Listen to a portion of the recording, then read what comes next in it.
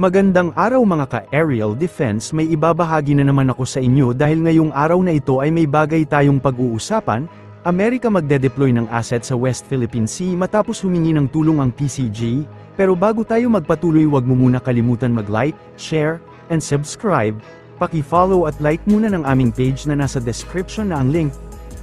Nangako ang United States Coast Guard na magpapadala ng mga asset sa disputed waters para suportahan ng Pilipinas sa paninindigan sa sovereign rights sa exclusive economic zone ng ating bansa ayon sa Philippine Coast Guard.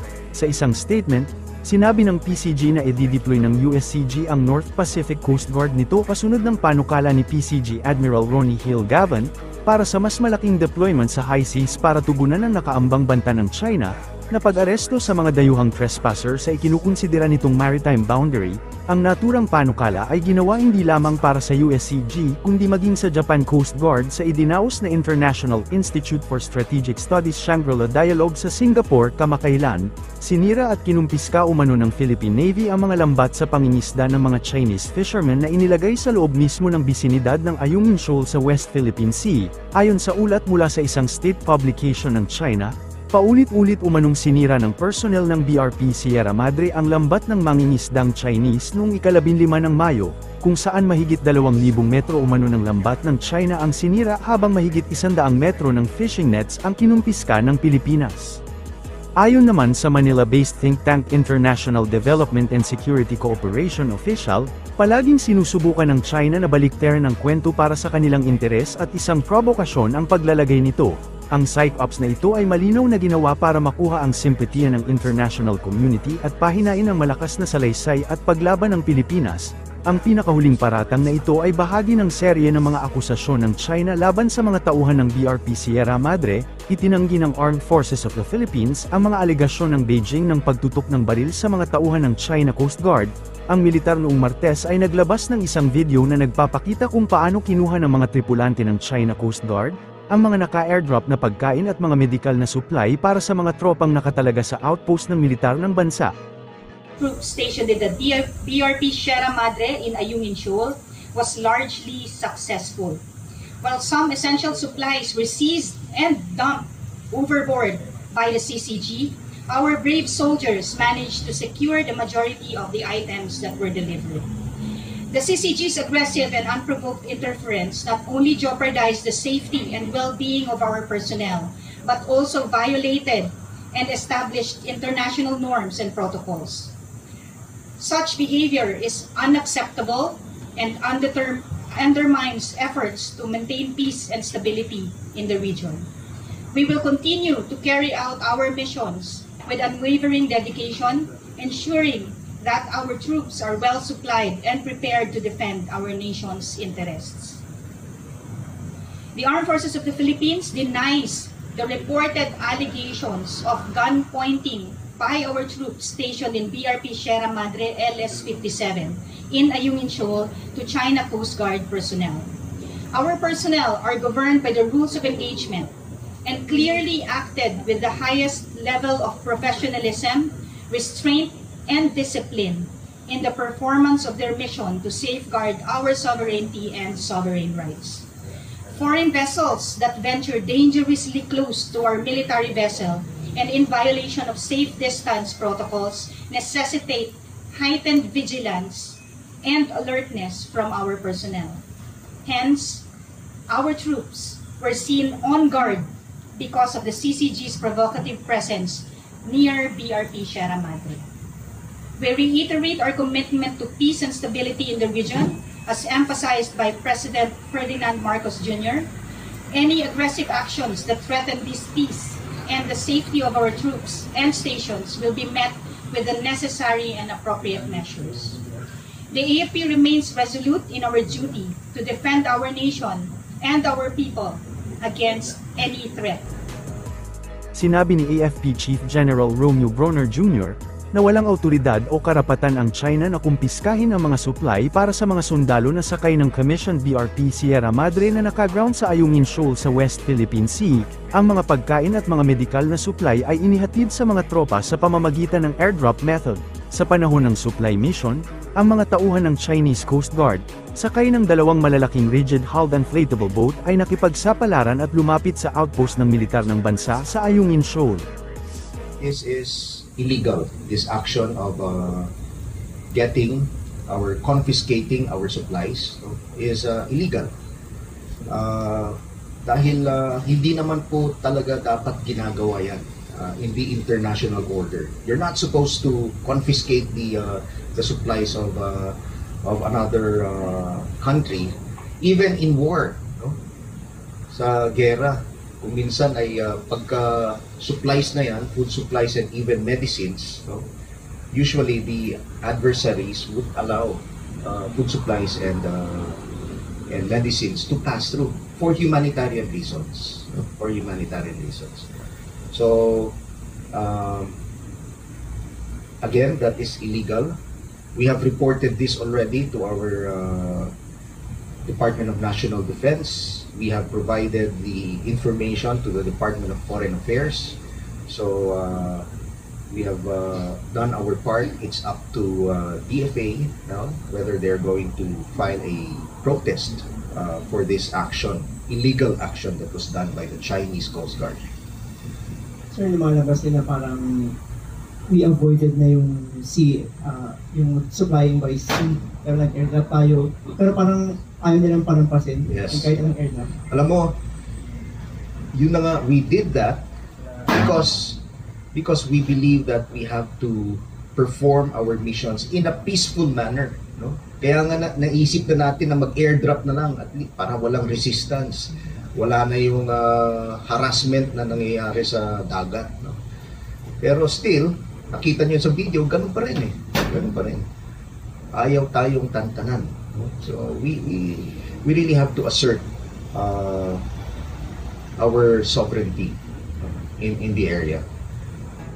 Target ng Philippine Coast Guard na magkaroon ng regular na maritime exercises ang US at Japan Coast Guard sa karagatang sakop ng Pilipinas at madalas na bumisita sa bansa. Ito ay para maipakita ang kanilang commitment bilang mga kaalyado na tutulong sa pagpapanatili ng malaya at ligtas na West Philippine Sea, ayon sa PCG.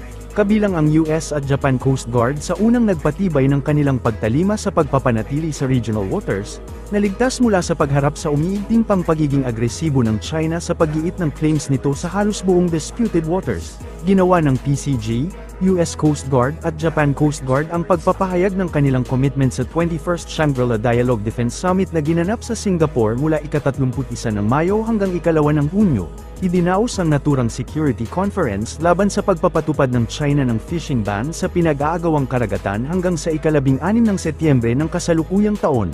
Gayon din ang direktiba ng China na nag-aatas sa kanilang Coast Guard na ikulong ang mga dayuhang trespasser sa kanilang inaangking karagatan sa loob ng 60 araw ng walang paglilitis. Samantala, hinimok naman ni PCG Commandant Admiral Ronnie Hill Gavan ang USCG at JCG, na bumalangkas ng mga bagong paraan para matugunan ang umuusbong na bagong mga banta sa high seas kabilang ang restrictions ng China sa paglalayag ng mga banyagang barko sa kanilang self-declared boundary. Inihayag ni Armed Forces of the Philippines, Chief of Staff General Romeo Bronner Jr., na maraming mga bansa ang nagpahayag ng suporta sa Pilipinas at kahandaang tumulong sa ating bansa kaugnay sa mga isyu sa West Philippine Sea.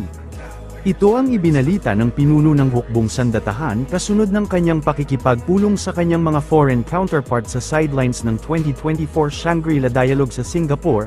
Aniya, maraming mga bansa na lumahok din sa naturang aktibidad ang nagpahayag ng kagustuhan na makipagpulong sa Pilipinas hinggil sa nasabing usapin, bagay na nakakatuwa aniya sapagkat nangangahulugan lamang ito na maraming mga bansa mula sa iba't ibang panig ng daigdig ang interesadong tumulong at magbigay ng assistance at suporta sa Pilipinas kaugnay sa mga banta at pagsubok na kinakaharap ngayon ng bansa sa naturang pinag-aagawang bahagi ng karagatan.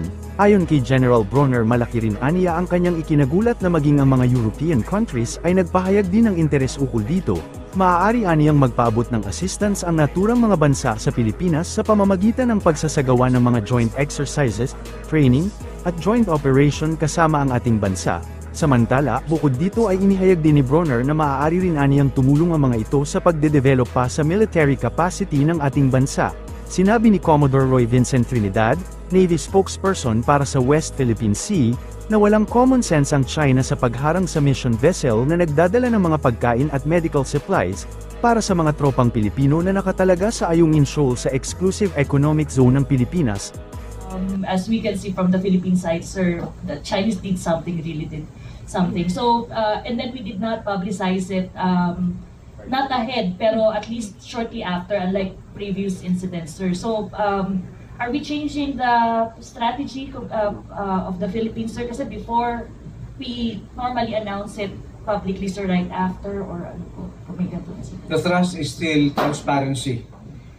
The video will show that the ICAD activities are all contrary to what they say. Their deceptive actions, they lack common sense. We could not airdrop construction materials. Their narratives is that they do the blocking because of construction materials. I would like to point out that they have zero common sense. You will see that what appeared there is all food stuff. The measured transparency approach is still there. Ang hepe ng AFP, na si General Romeo Bronner Jr., ay inilarawan bilang provocation ang mga aksyon ng China Coast Guard sa panahon ng rotational and resupply mission ng militar noong ika-19 ng Mayo sa Ayungin Shoal, kung saan kinuha ng mga tripulante ng China ang pagkain at mga medikal na supply para sa mga tropa na nakatalaga sa BRP Sierra Madre. Okay, the handling of the weapons by our personnel is not a normal occurrence during RORES. But in this particular incident, because the Chinese Coast Guard, Chinese ribs, came very, very, very close to the BRP Sierra Madre. Of course, this was a cause of alarm. So our soldiers, as a precautionary measure, held on to their firearms. It's part of the rules of engagement that whenever you see imminent threats coming to your way, syempre maghanda ka naman. Hindi pwedeng hindi ka handa in case something happens. Tigil ba natin yung airdrop, sir? Hindi. It's still one of our options. Airdrop is still one of our resupply options. Sir, kailan dinidecide? Airdrop, RORE? It's really up to the commander on the ground, the WESCOM. Isang consideration niya is the weather. So sometimes, because if you have bad weather, you cannot do airdrops. Sir, is it cheaper to also carry out airdrops? Yes, it's easier, it's cheaper, and it's faster. That's for aircraft, sir, yung one, sir. Yeah. Apat na.